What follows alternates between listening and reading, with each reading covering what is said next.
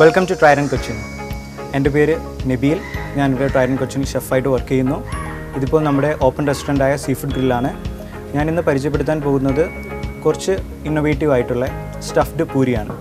നമ്മൾ different types of parathas കഴിച്ചിട്ടുണ്ട്, പക്ഷേ this is a different breakfast Sunday item which you can try to home also.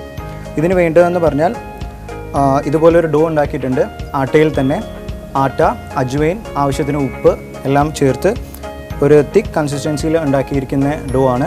അത് ഞാനിപ്പോൾ എടുത്ത് റെഡിയാക്കിയിട്ടുണ്ട്. പിന്നെ അതിന് ഫില്ലിംഗ് ആയിട്ടുള്ള ആവശ്യമുള്ള സാധനം ഗ്രീൻ പീസാണ് ഞാനിന്ന് എടുത്തിരിക്കുന്നത്. നിങ്ങൾക്ക് ചിക്കൻ എന്ത് വേണോ വേറെ ആവശ്യമുള്ള സാധനങ്ങളെല്ലാം സ്റ്റഫിംഗ് ആയിട്ട് ഇൻക്ലൂഡ് ചെയ്യാവുന്നതാണ്. ഞാനിന്നിവിടെ എടുത്തിരിക്കുന്നത് ഗ്രീൻ പീസാണ്. ഗ്രീൻ പീസ്, കുറച്ച് ഗാർലിക്, ജീര എല്ലാം കൂടി ഇട്ട് സോട്ട് ചെയ്ത് ക്രഷ് ചെയ്ത് വെച്ചിരിക്കുന്നതാണ്. അപ്പോൾ നമുക്കിത് എങ്ങനെയാണ് ഉണ്ടാക്കുന്നതെന്ന് നോക്കാം.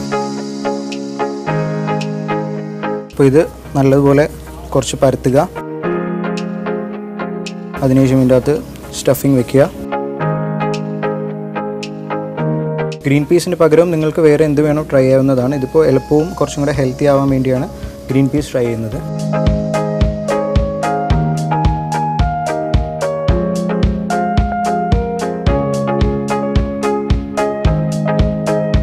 ഇതിനി പൂരി പരത്തുന്നത് പോലെ നല്ലതുപോലെ പരത്തിയെടുക്കുക.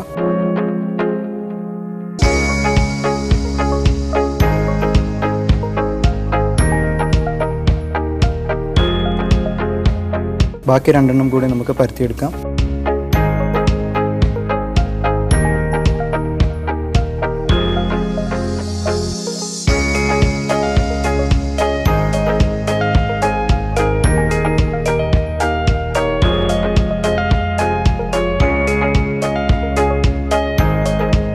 അപ്പോൾ നമ്മുടെ റോൾ ചെയ്ത് വെക്കുന്ന സ്റ്റഫ്ഡ് പൂരി റെഡിയാണ്.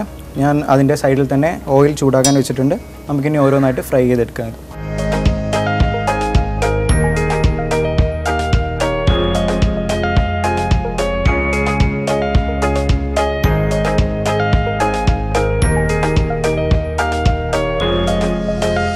രണ്ട് സൈഡും ഒരുപോലെ കുക്ക് ചെയ്ത് എടുക്കുക. ഓയിൽ ഇങ്ങനെ ഒരു സൈഡിലോട്ട് മുകളിലോട്ട് പകർത്തി കൊടുക്കുമ്പോൾ വീണ്ടും അത് നല്ലതുപോലെ പഫി ആയിട്ട് വരുന്നതായിരിക്കും.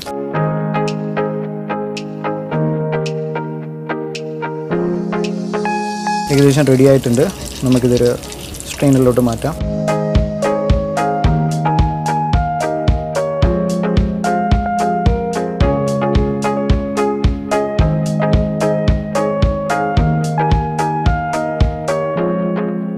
ഇതും റെഡി ആയിട്ടുണ്ട്. നമുക്കിത് മാറ്റാം.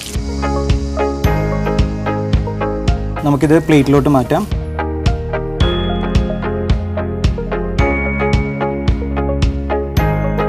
അങ്ങനെ ഞങ്ങളുടെ സ്റ്റഫ്ഡ് പൂരി റെഡിയാണ്.